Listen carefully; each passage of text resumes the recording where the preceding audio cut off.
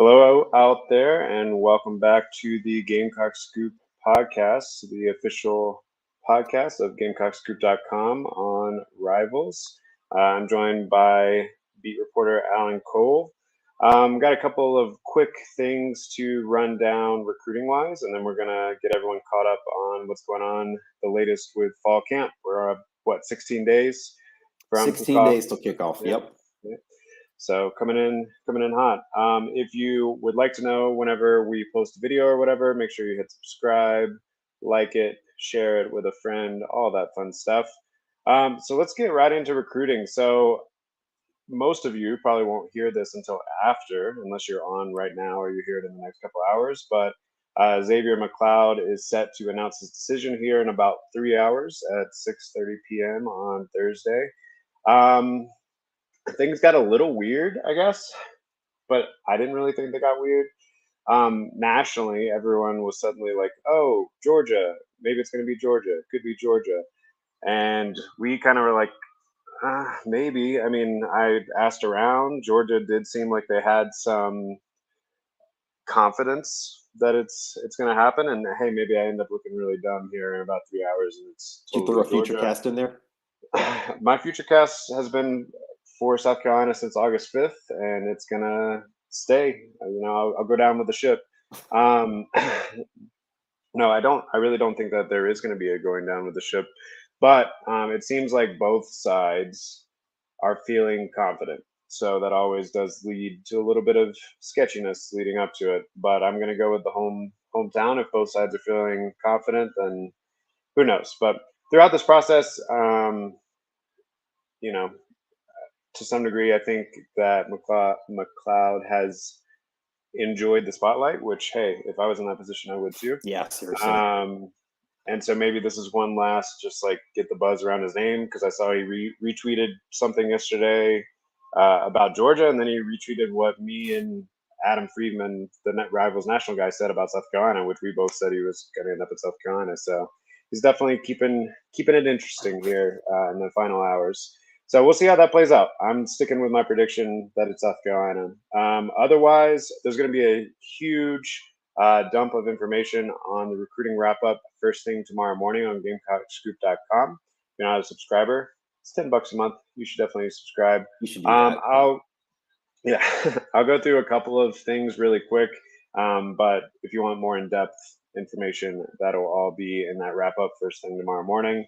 So 5-star Nicholas Harbor, which is definitely the highest rated prospect still left on South Carolina's board at the moment, has reportedly set a official visit with South Carolina for the Georgia game, which you and I will be there. So maybe we'll bring get sunscreen. Yeah. It's going to be a hot one at noon on the 17th of September. So yeah, that's big news. I mean, that doesn't necessarily That's mean huge, that you're going to land him or anything, but getting him on campus for an official visit is the next step in that process. So that would be big. Desmond Umeozulu, I think I said his name right, which is impressive, is the edge out of Flowers, Maryland. He is set to announce his commitment on the 29th. He just announced that this week.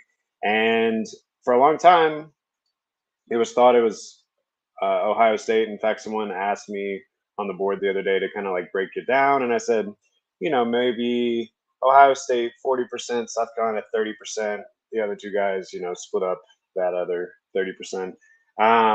But honestly, as things have kind of progressed, as I've asked around to people that know him, he's been very quiet, like exceedingly good at being very quiet. But there does seem to be a little buzz in South Carolina's direction right now.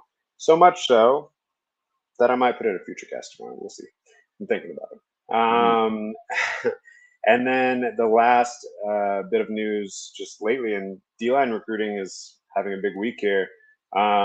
Xavier Hardy, for a long time, I've been kind of reporting that, like, yeah, South Carolina's staying in touch, but it seemingly had some academic hurdles that may hold him back. And I still think that is true. But now that you don't have, the limit of only 25 recruits or whatever, those guys, you can sign them and Right. hope it works out. And if it doesn't work out, maybe go the JUCO route and figure it out. So definitely a name to keep an eye on there with Xavier Hardy. I'm not yet putting in a future cast for him to South Carolina because I know Florida's in the mix too, and if he can work out his academic situation for South Carolina, he can probably work it out for Florida. So we'll see, but definitely in the mix. So that's one to keep up with. And then the last thing is a men's basketball little recruiting note. So last week we talked about Jordan Butler, who is the 6'10 center out of Christchurch in Greenville. He's a 4-star on Rivals, 69 overall player nationally. Well, he's going to be in for an official visit this weekend. So we're hoping to get a little bit more info coming out of that official visit on how that goes. But that's obviously big.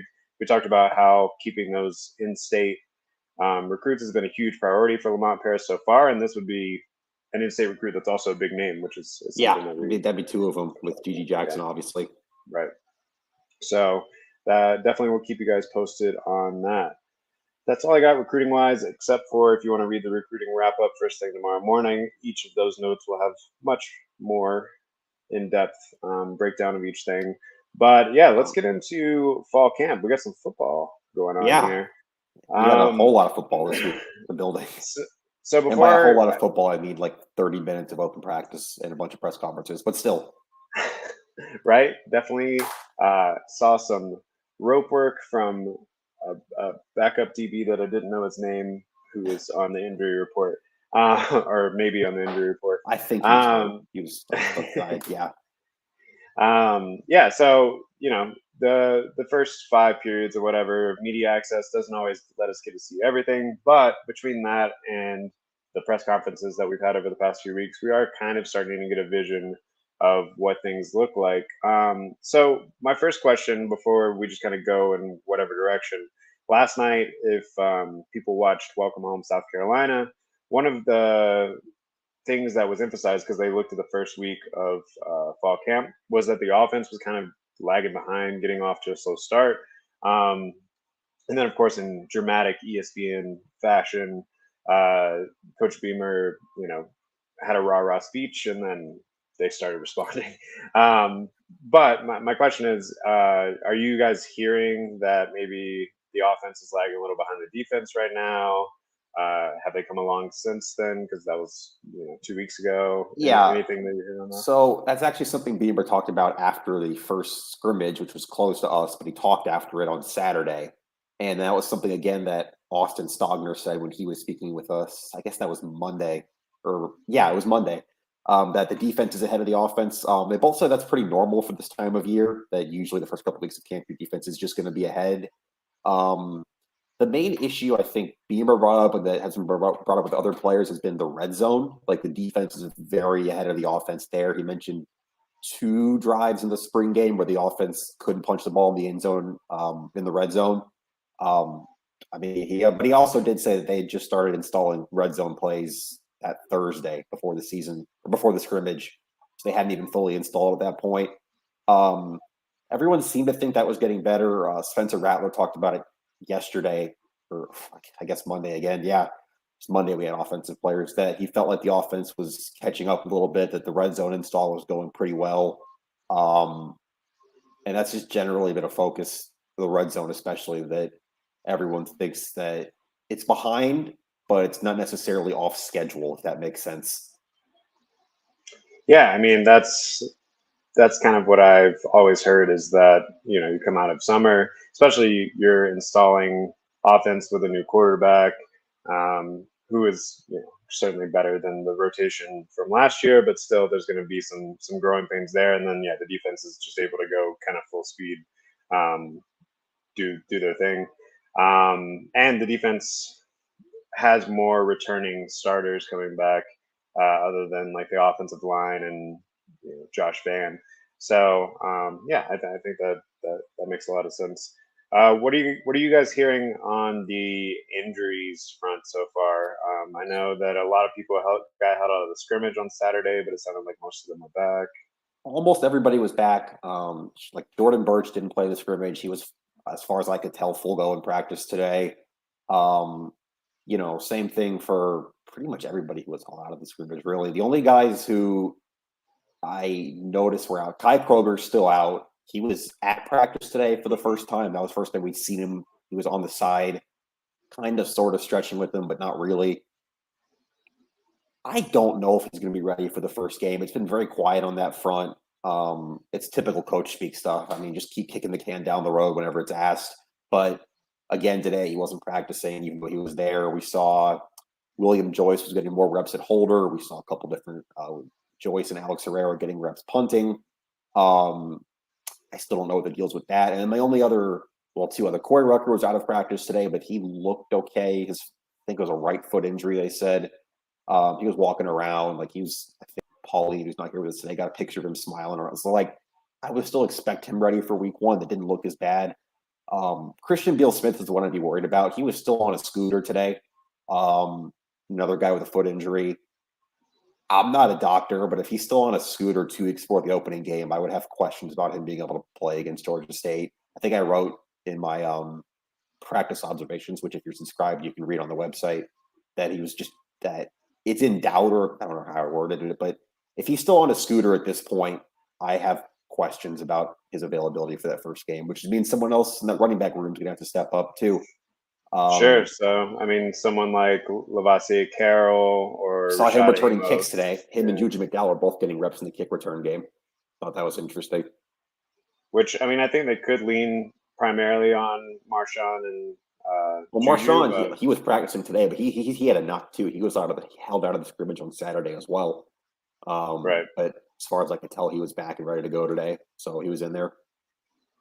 Yeah, I mean that is kind of a bummer because they went to get Christian Beal-Smith specifically to shore up some of that depth.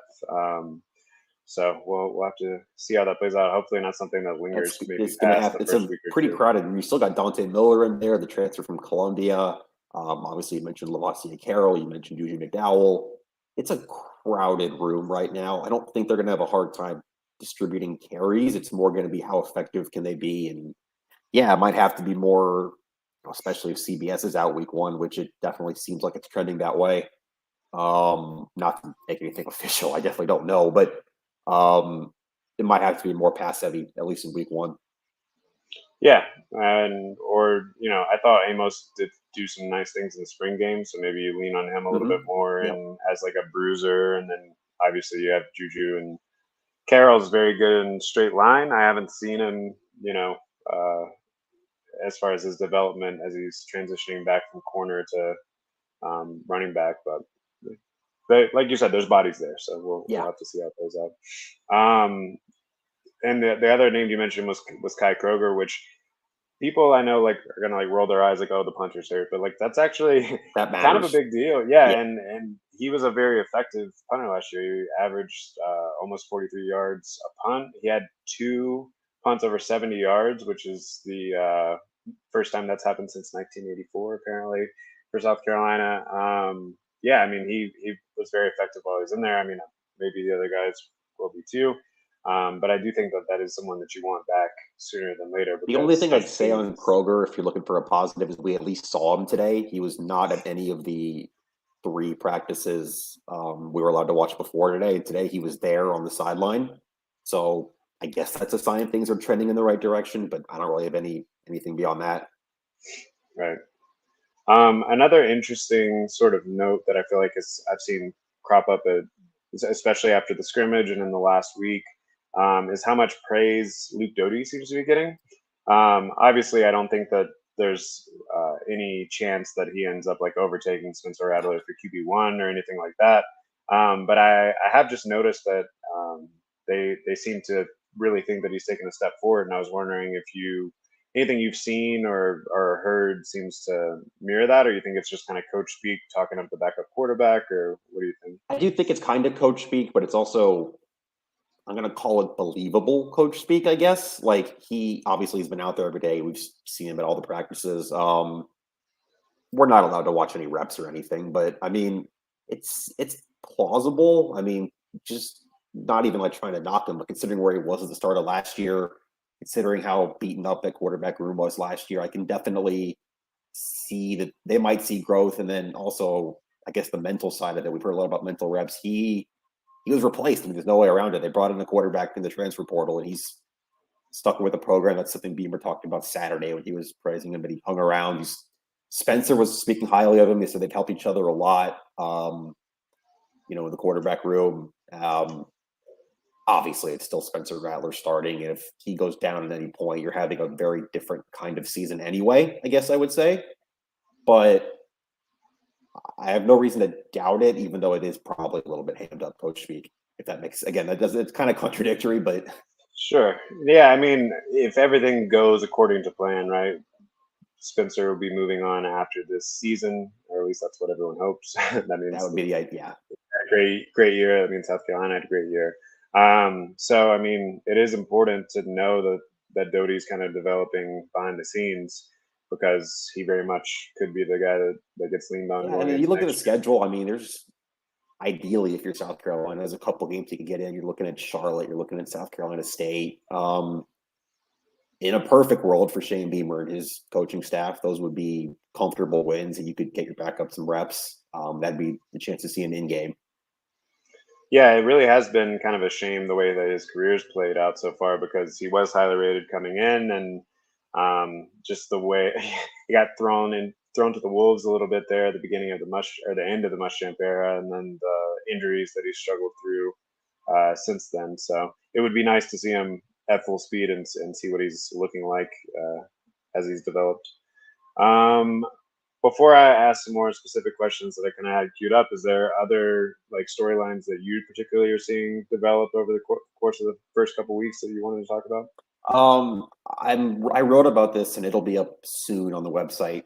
There's a huge emphasis on trying to stop the run more. I think almost we had 7 defensive players in there yesterday, plus Clayton White today, and I think all of them, or maybe all but one, was stop the run. We're talking about stopping the run, and there's no way around it. South Carolina was pretty bad in that department last year. I think about 5 games at over 200 yards allowed on the ground. That obviously can't happen again if you're trying to have success on defense. So I wrote about that. I'm not going to give away everything here, but I thought there was some very pointed focus on that. And then I guess the only other thing would be, and I guess I wrote about this too, which is already on the site, the tight end group. Everyone seems pretty high on Stogner. Nate Atkins was talking about how well Stogner's helped him grow. It's a pretty interesting group of skill players because obviously you've got those two, and then Van and Jaheim Bell on the outside. I'm very interested to see kind of how those targets are split up week 1, especially if they have to throw the ball more in that game. But those would kind of be my 2 things.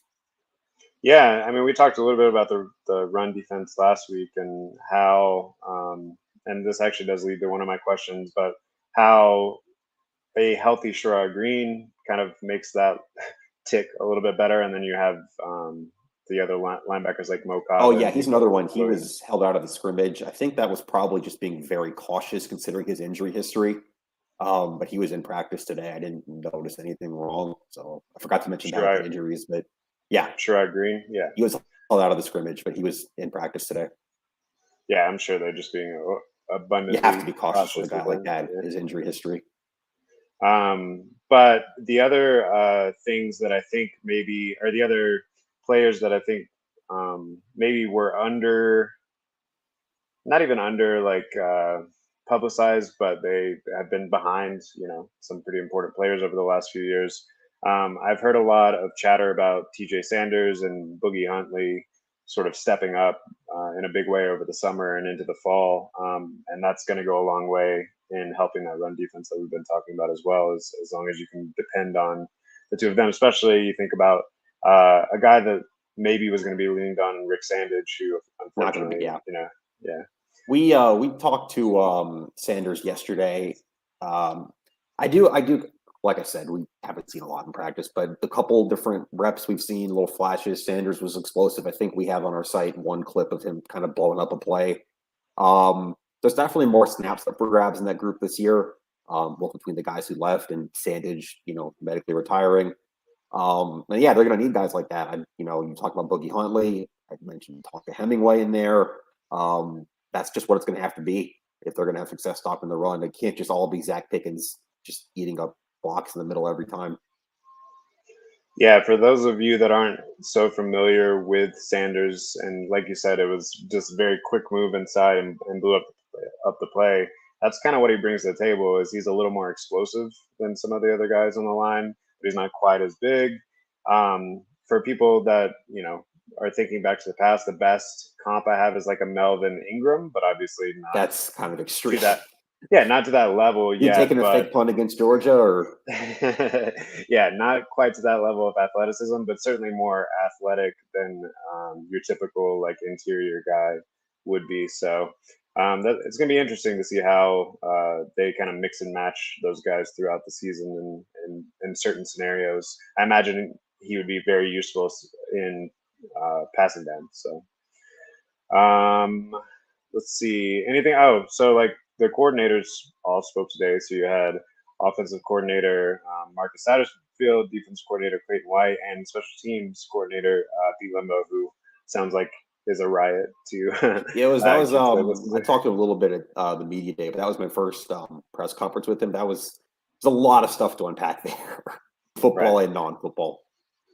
One of the things that Satterfield, and we can kind of go through each coordinator and what you got out of it a little today, but one of the things that Satterfield said in Welcome Home last night, or at least the clip that was shown, was he was fussing about the way that a practice went or something, and he said we started slow, and that was a microcosm of last season, which I think you wrote pretty in depth, especially in road games, that a lot of those were over before they started because you didn't score until the second half, or you didn't really keep up in the first half.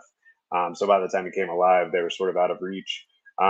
Any like insight from his press conference today? I don't know if he spoke about that specifically, but Nope, someone anything actually that asked they're him about that exactly, about slow starts, especially in road games last year. He was talking a lot about kind of especially how they're trying to change. I don't know. I guess I don't remember what he said exactly. Change environments, change structures of practices to kind of simulate being on familiar settings on the road. Like he mentioned that Beamer will just randomly move a drill or move a period around from where they usually do without telling anybody, just because sometimes things happen on the road and things change.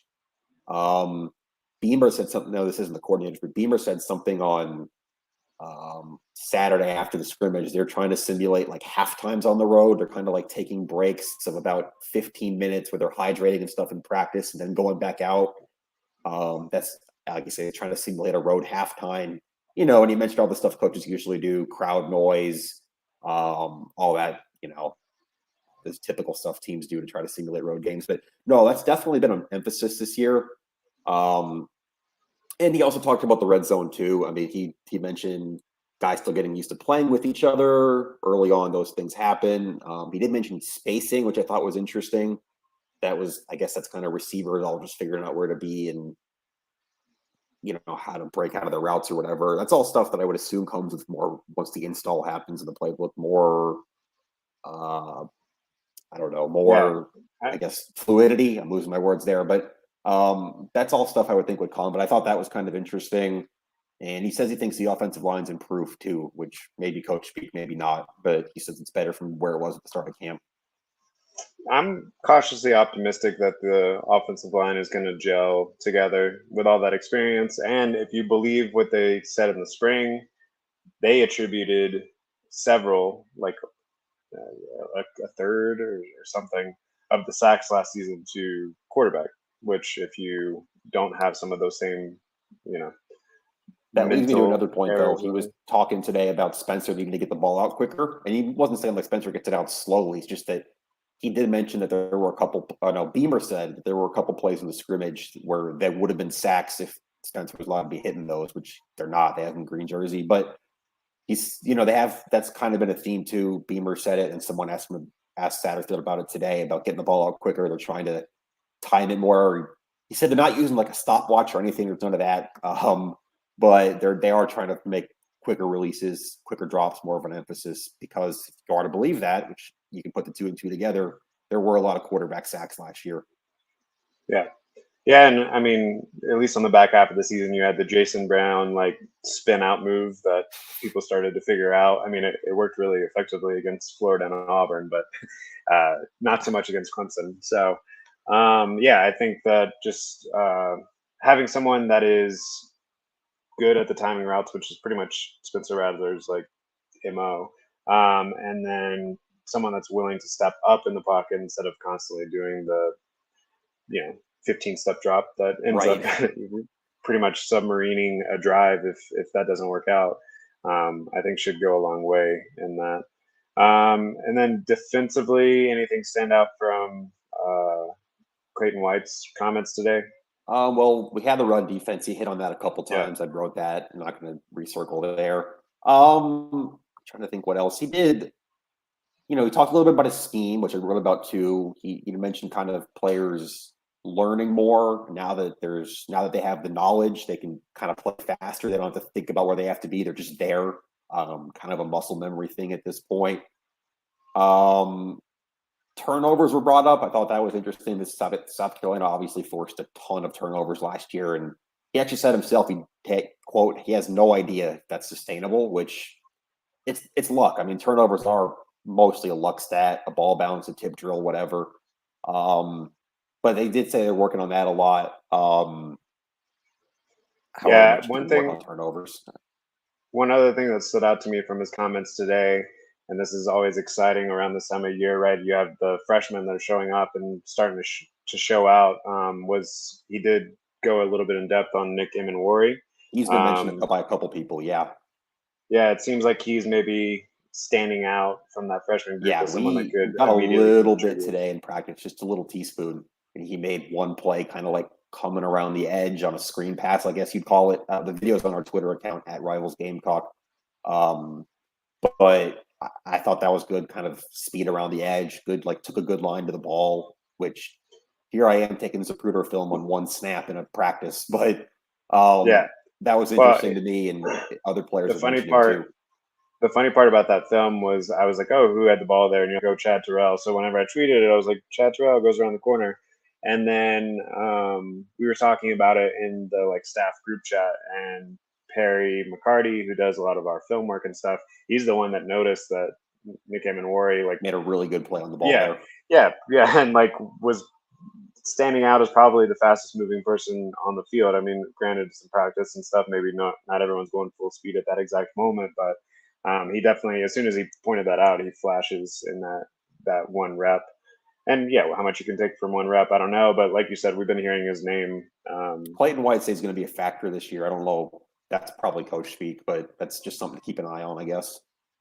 Yeah, and particularly on special teams here early on too. But and that's someone that could be asked to step up in a major way next year after you have the fifth year presence of Roderick and Reed. That is somewhere where I do think they're a little shallow depth wise at safety. Safety, corner, kind of whatever you want to put that there. So that they did. That's also, we talked about this last week, but they did mention guys kind of playing different positions, kind of rotating, getting reps at nickel, getting reps at corner, getting reps at safety. So I don't know if he projects as a safety at any point, but if that is an area where South Carolina is struggling with depth, maybe they try him there at some point. I don't know. I guess that's possible. Well, there seems to be some overlap between those outside linebackers, safeties, and the way that they're recruiting. I mean, you think about Jaden Robinson, who's no longer committed to South Carolina, but that was very much, he's a safety, but he also could step up into the box. Terrence Love, who they're recruiting, that's committed to Auburn right now, is the same sort of guy. Kind of a weird, not to bring a Clemson guy into this, Isaiah Simmons kind of role, I guess, kind of that hybrid. Exactly. And then the last bit, we talked a little bit about Pete Limbo. Now I saw that you tweeted out that you needed to maybe keep track of his. I've never been in a presser with a special teams coordinator who had an opening statement. Nobody else has had an opening statement all week. None of the players, none of the other coaches, none of the well, Beamer did Saturday, I guess, after the scrimmage. But other than him, no, he talked for 5.5, 6 minutes before we got to questions. Just about he pressure washed his driveway this offseason. He was talking about, there was just so much weird stuff in there. His wife applied for sainthood. I don't think I even put that in the thread, but there was all kinds of crazy stuff before the terminal list. Yeah, all kinds of stuff before we even got to football. But it was definitely interesting. I also love that he started spitting out some nicknames. He's apparently known for that. I haven't been here long enough, but he dropped a couple a day. He's a fun guy to be around, and I guess in terms of the actual football, it's pretty much just updates on where everything is with the Kai Kroger injury and how they're trying to fill punter and holder. He did mention, I guess, the one blurb, I guess, that was interesting was there. He mentioned something about simulating pressure kicks, which I actually asked him about after he said that. He said that they're, again, crowd noise, that's a pretty typical one, but they're putting conditioning on the line. Like if the kicker misses a kick, everybody has to run. That was one thing he mentioned. They're trying to, do some things with different angles. They're trying to make pressure for kickers, which I guess that's not uncommon, but it's still, I mean, it's a special teams coordinator press conference. It's probably about as much as you're going to get. Right. I did see that we got a little bit of indications on what's going on at returner. Like Josh Van's probably going to be the punt returner. He did say that Josh Van was probably going to have that role. Obviously, we've seen Juju McDowell with Lavastia Carroll. That's been most of the reps we've seen in the open practices. I don't know what you want to take onto that, but that's what we've been seeing. For kick return, you mean? Yeah. I mean, that would make sense. They're both very quick. Yeah. And then I saw maybe like Antoine Wells and Peyton Mangram are also options back there. Peyton Mangram, that'd be the other piece of like news, I guess. He's been on scholarship. He put on Tuesday as a great video on the South Carolina football Twitter account of him getting his scholarship. Probably a special teams player this year, but that's great for him. Yeah, I mean, I guess if we want to talk about that for a second, like it's something we've talked about a little bit before, but Coach Beamer and the entire staff, every recruit that I've talked to always emphasizes this like genuineness and this family first sort of environment and atmosphere. I thought that video did a good job of showing it. We also got some clips last week that I didn't run, but other news outlets did. I didn't run it because I wanted to send them to the family first and then figure out if that was cool. And I didn't have contact, but of McCoy Petty, who was out there last Friday at practice, indoor, after we talked at the indoor facility. And I thought that was a really cool moment where, for those of you that have been out of the loop, Phil Petty, Gamecock quarterback, died suddenly a few weeks ago, almost a month ago, I guess now. And just this idea that, but you're always a Gamecock, you're always family, bringing his family in for the practice last week, letting McCoy run around out there. A lot of the returns I saw from the players was that, he was having a blast, and probably, I can imagine probably one of the happier moments he's had here in the last month or whatever. And then, stuff like the rollout of the scholarship for Peyton Mangram. You just see this idea that it's more than just them telling recruits or telling whoever, like, oh, we believe in family, but they're actually living a lot of that. On the football sense, too, we talked about this last week, but Beamer said himself at his first presser of the year, first one after SEC Media Days, that if guys are good enough as walk-ons, they're going to play. We're going to take as many walk-ons as we can, and if they're good, they're going to be on scholarship eventually. And at least in Peyton Mangram's case, that's what happened. Well, and doing that in a time when scholarships are pretty tight, actually, because my count is that we're still 2 over right now, actually. I think maybe the count's 87 now, yeah. Yeah. So there's still going to have to be some sort of movement between now and kickoff. The numbers always work out, but so that, I mean, more than ever, that's interesting that he's proving that even when the numbers are so tight. And we'll have to see how that plays out. Anything else? We got 5-10 more minutes. Anything else? Football wise, no. I did want to throw in the basketball schedule drops. Men's non-conference and women's conference dropped Tuesday and Wednesday this week, respectively. And the men's looks very favorable. Honestly, the non-conference. I don't know. I mean, maybe it's hard to project with the men's. I mean, they're already talking about scholarships. They're down to 11 scholarship players now with, after the latest injury news last week. I more just thought it was interesting that, first of all, they scheduled the Clemson game on a Friday night of a road football game. So that sucks. Everyone's going to be in Gainesville.